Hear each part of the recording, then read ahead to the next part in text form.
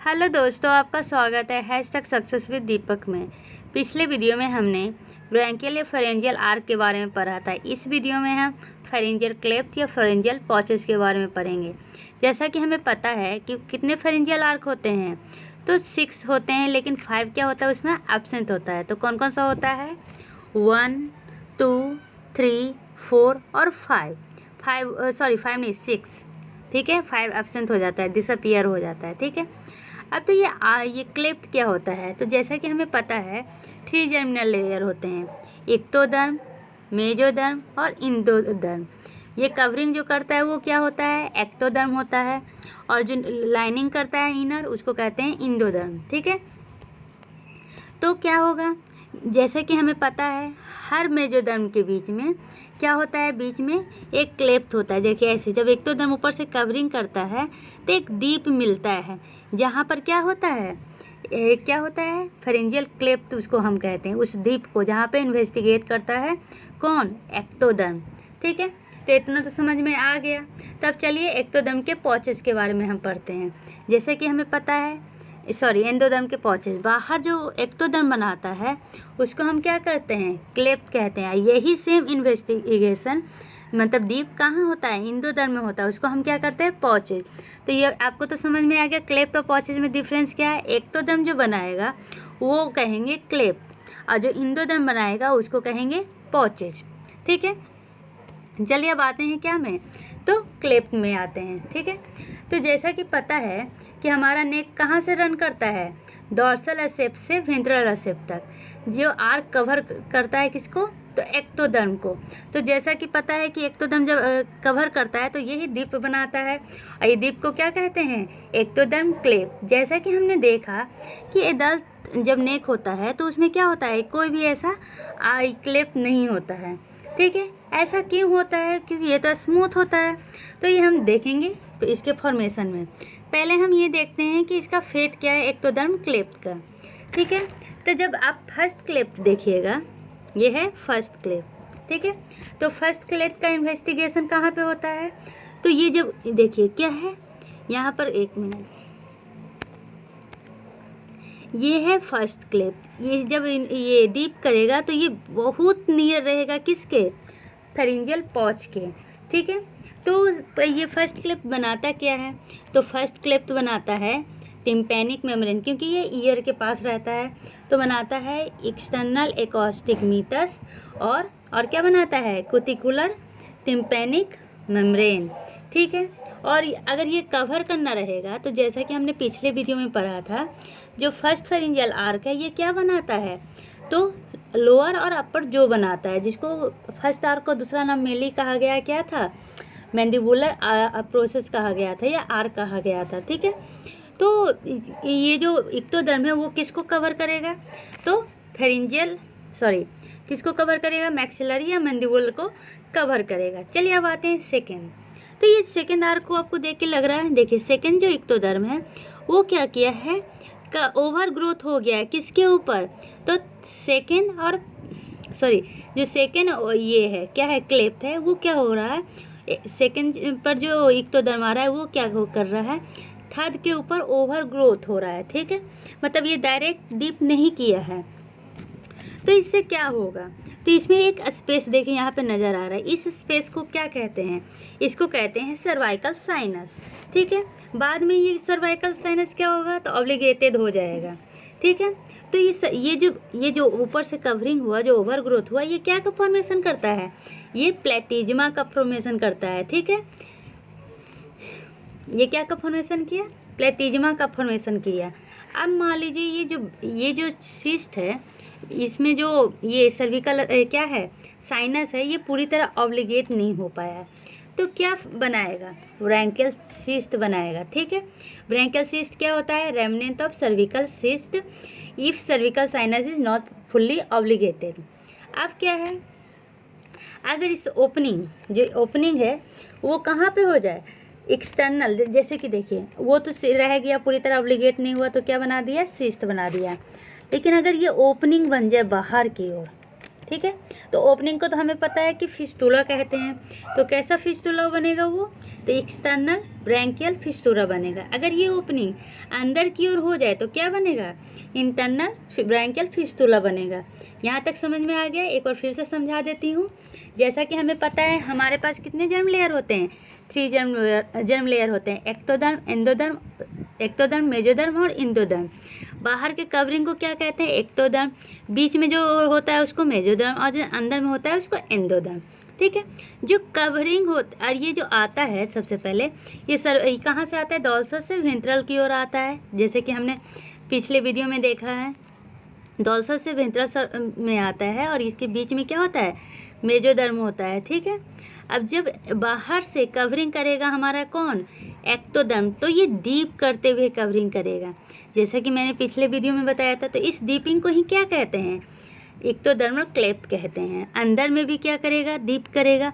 इसको क्या कहेंगे, तो इस एंडोडर्मल लाइनिंग को क्या कहते हैं, पॉचेस कहते हैं। तो क्लेफ्ट और पॉचिंग में तो कोई भी डिफरेंस नहीं है, मतलब आपको अच्छे से समझ में आ गया। अब क्या कह रहा है, अब जो पहला क्लेफ्ट है हाँ, उससे क्या बनेगा, एक्सटर्नल अकॉस्टिक मीटस और क्या बनेगा, क्यूटिकल टिम्पेनिक मेम्ब्रेन बनेगा। और जो सेकंड क्लेफ्ट है वो क्या करता है, ओवर ग्रोथ हो जाता है किसके, थर्ड और फोर्थ में, और बीच में क्या बन जाता है, एक सर्वाइकल साइनस बन जाता है। जो अगर पूरी तरह बंद ना हुआ तो ब्रैकियल सिस्ट हो जाएगा। अगर इसमें क्या हो जाएगा, फिस्टुला, मतलब ओपनिंग हो जाएगा बाहर की ओर, तो उसको एक्सटर्नल क्या कहेंगे, ब्रैकियल फिस्टुला कहेंगे। और अंदर की ओर अगर ओपनिंग होगा तो उसको क्या कहेंगे, इंटरनल ब्रैकियल फिस्टुला।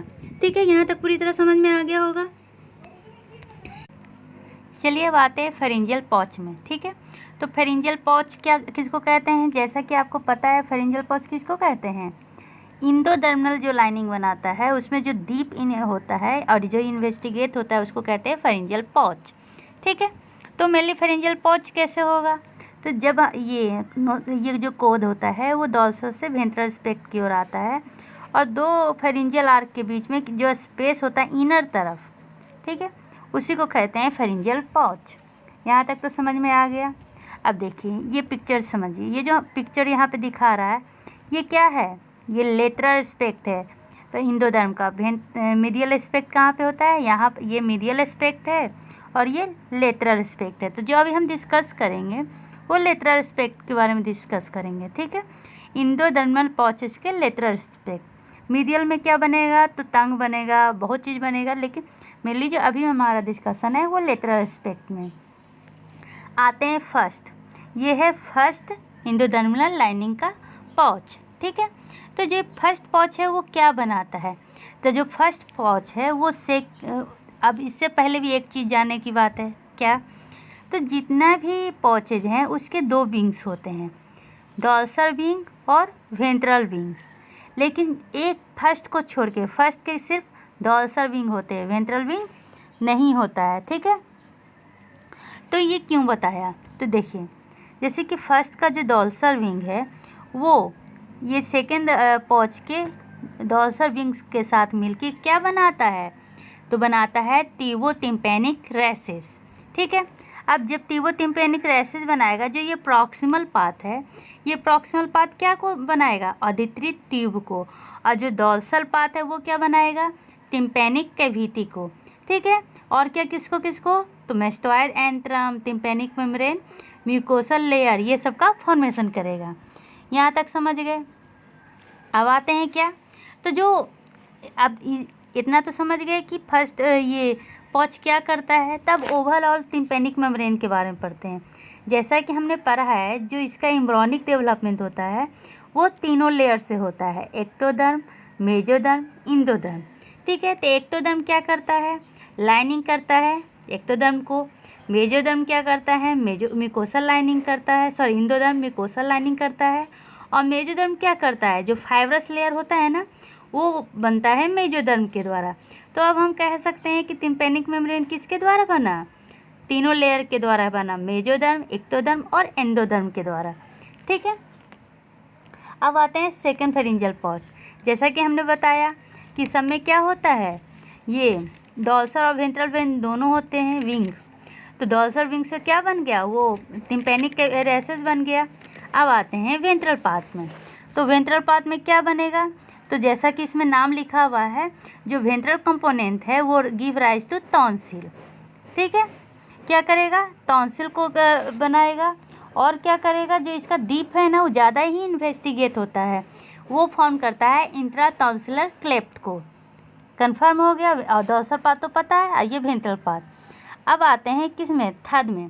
तो थर्ड क्या का फॉर्मेशन करेगा, तो थर्ड है जिसमें भी दो विंग, डॉर्सल और वेंट्रल। तो थर्ड है जो डॉर्सल पार्ट है वो इन्फीरियर पाराथायराइड बनाएगा, और जो वेंट्रल पार्ट है वो थाइमस बनाएगा, जैसा कि आप पिक्चर में देख रहे हैं। डॉर्सल पार्ट क्या बनाया, तो इन्फीरियर पाराथायराइड, और वेंट्रल पार्ट क्या बनाया, तो थाइमस बनाया। ठीक है, अब देखिए, तो क्या थाइमस के ऊपर होता है पाराथायराइड? नहीं, जैसा कि हमें पता है एम्ब्रियोनिक डेवलपमेंट के बाद जैसे जैसे ऑर्गन का डेवलपमेंट होता है, सब क्या होता है, डाउनवाल डिस्प्लेसमेंट होता है। ठीक है, तो थाइमस क्या है, नीचे की ओर जाएगा। थाइमस के साथ कौन कौन जाएगा, तो इन्फीरियर पाराथायराइड जाएगा। और जब थायराइड के पास जाता है, इन्फीरियर थायराइड के पास, तो क्या होता है, पाराथायराइड और थाइमस एक दूसरे से अलग हो जाते हैं, और फिर इसका पोजीशन वहाँ पर आ जाता है। और थायराइड क्या करता है, थाइमस क्या करता है, मिलके और थाइमस ग्लैंड बना लेता है। ठीक है, किससे फ्यूज करता है, तो अपोजिट साइड से फ्यूज करके थाइमस ग्लैंड बना लेता है। ठीक है, इतना समझ में आ गया। चलिए, अब क्या कह रहा है फोर्थ में। तो जो फोर्थ है और जो रेडिमेंट्री फिफ्थ थे, वो दोनों मिलके क्या बनाते हैं, तो अगर फोर्थ की सिर्फ बात किया जाए तो उसका जो डॉर्सल एस्पेक्ट है वो, क्योंकि आपको पता है हर का क्या होता है, डॉर्सल विंग और वेंट्रल विंग दोनों होता है। तो जो फोर्थ का डॉर्सल विंग है वो सुपीरियर पाराथायराइड बनाता है, और जो वेंट्रल विंग है वो क्या करता है, फिफ्थ रुडिमेंट्री पॉच से मर्ज करके क्या बनाता है, कॉर्डल फेरिंजियल कॉम्प्लेक्स बनाता है। अब ये जो कॉर्डल फेरिंजियल कॉम्प्लेक्स है, इसके 3 एलिमेंट होते हैं। जो फर्स्ट एलिमेंट कहलाएगा वो क्या कहलाएगा, थैलमिक। सेकेंड एलिमेंट क्या कहलाएगा, तो सेकेंड एलिमेंट कहलाएगा लेटरल थायराइड एलिमेंट, और थर्ड एलिमेंट क्या कहलाएगा, अल्टीमो ब्रांकियल बॉडीज। ठीक है, अब तीनों एलिमेंट का आपको समझ में आ गया। तीनों एलिमेंट कौन कौन सा, तो थैलमिक, लेटरल थायराइड एलिमेंट और अल्टीमो ब्रांकियल बॉडी, 3 एलिमेंट बनता है। ठीक है, तो थैलमिक तो पता है आपको, लेकिन जो लेटरल थायराइड एलिमेंट है ये क्या बनाता है, तो ये रोल करता है किसका, तो ये चेक करता है, ये चेकिंग एलिमेंट है कि क्या है, सब अपने अपने पोजीशन पे रहें। जैसे कि ऐसा हो सकता है कि थायराइड नीचे भी जा सकता है, लेकिन ये लेटरल थैलमिक एलिमेंट के कारण थायराइड क्या होता है, नेक में स्टेब्लिश होता है, नहीं तो वो कहीं पर भी जा सकता था। और ये जो क्या है, अल्टीमो ब्रांकियल बॉडी है, ये पाराफोलिकुलर सेल ऑफ थायराइड को क्या करता है, फॉर्मेशन करता है। इतना तो समझ में आ गया। लेकिन क्या आपको पता है कि जो ये कौन सा है, लेटरल थायराइड एलिमेंट है, ये क्या का फॉर्मेशन करता है, तो ये मेनली इंड्यूस करता है किसको, थायरोग्लोसल डक्ट को, जिससे ये हो जाए कि थायराइड नेक में ही रहे, वो नीचे की ओर नहीं जाए। इस तरह से क्या हो गया, सारा पॉचेस हमने डिस्कस कर लिया।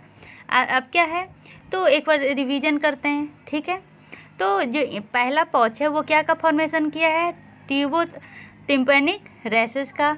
ठीक है, और सेकंड क्या का किया है, ये पारातीन टॉन्सिल का, या किसका किया है, इंट्रा टॉन्सिलर क्लेफ्ट किया है। थर्ड क्या किया है, थर्ड किया है इन्फीरियर पाराथायराइड, जिस डॉर्सल विंग, और वेंट्रल विंग क्या किया है, तो वेंट्रल विंग थाइमस का।